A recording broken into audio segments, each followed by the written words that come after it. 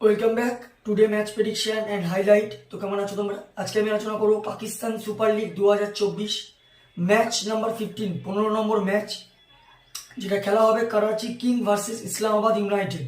খেলাটা হবে, যদি আমি ডেট বলি, আজ এটা 28 ফেব্রুয়ারি 2024 ইন্ডিয়ান টাইমে সন্ধ্যে 7:30 PM খেলা। আর যদি আমি পাকিস্তানের লোকাল টাইম দেখি, পাকিস্তানের লোকাল টাইমে সন্ধ্যে 7:07 PM খেলা। খেলাটি হবে করাচিতে। এটা ফার্স্ট টাইম এবছর খেলা করাচিতে, ন্যাশনাল স্টেডিয়াম করাচিতে খেলা। তো প্রথমে আলোচনা করবো করাচির ওয়েদার নিয়ে। ওয়েদার যদি এখানে দেখা যায়, নো রেন, ক্লিয়ার স্কাই আছে, এই সময় 26°C আছে।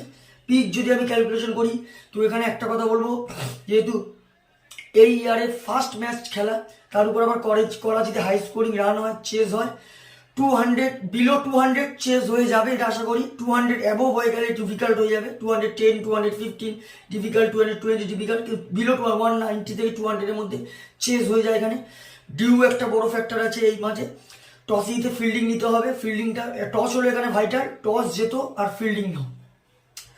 তো করাচি কিং যদি আমি প্লেইং 11 দেখি, Shan Masood captain, Mohammad Akhlaq wicket keeper, James Vince, Shoaib Malik, Kieron Pollard, Mohammad Nawaz, Irfan Khan, Daniel Sams, Hasan Ali, Tabraiz Shamsi, Mir Hamza.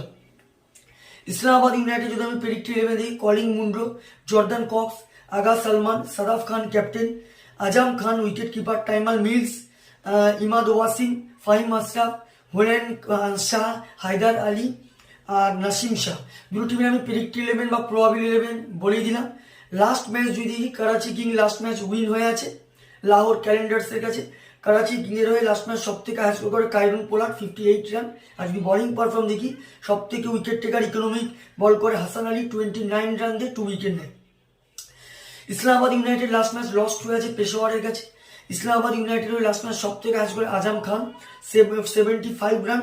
আর যদি বোলিং পারফর্ম দেখি,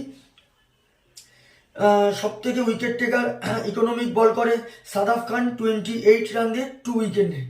তো যাই হোক, Karachi king versus Islamabad United দুটো টিম যদি আমি পার্সেন্টেজ ক্যালকুলেশন করে দেখি, টিমের পারফরমেন্স ক্যালকুলেশন হিসাবে টিম হিসাবে আমি ইসলামাবাদকে এগিয়ে রাখবো।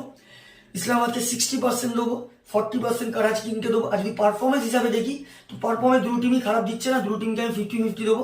আমার ক্যালকুলেশন আজকে match winner Karachi king win this game, Karachi king এই ম্যাচ জিতবে। আর যদি এখানে টপ ফ্যান্টাসি পিক দেখি, কারা কারা এই ম্যাচে পারফর্ম করতে পারে, করাচি কিংয়ের যদি টপ ফ্যান্টাসি পিক দেখি, শান মাসুদ, শোয়েব মালিক, ড্যানিয়েল সাম আর তাবরেজ শামসিকে টপ ফ্যান্টাসি পিকের মধ্যে রাখবো। ইসলামাবাদ ইউনাইটেড যদি টপ ফ্যান্টাসি পিক দেখি, কলিং মুন্ডো, সাদাফ খান, ফাহিম আশরাফ আর টাইমাল মিলসকে টপ ফ্যান্টাসি পিকের মধ্যে রাখবো। রানের যদি ক্যালকুলেশন করা হয়, ইসলামাবাদ ইউনাইটেড যদি ফার্স্ট ব্যাট করে, তো আমার ক্যালকুলেশন ইসলামাবাদ ইউনাইটেড 170 থেকে 180-র মধ্যে রেস্টিং হবে, যেটা 5 কি 4 উইকেটে করাচি কিং উইন হবে। করাচি কিং যদি ফার্স্ট ব্যাট করে, তো আমার ক্যালকুলেশন করাচি কিং 190 থেকে 200-এর মধ্যে রেস্টিং থাকবে, বা 195-এর মধ্যে রেস্টিং হতে পারে, যেটা 15 কি 20 রানে করাচি কিং উইন হবে। তো ভিডিওটি ভালো লাগলে লাইক করো, শেয়ার করো, কমেন্ট করো আর সাবস্ক্রাইব করো। বাই।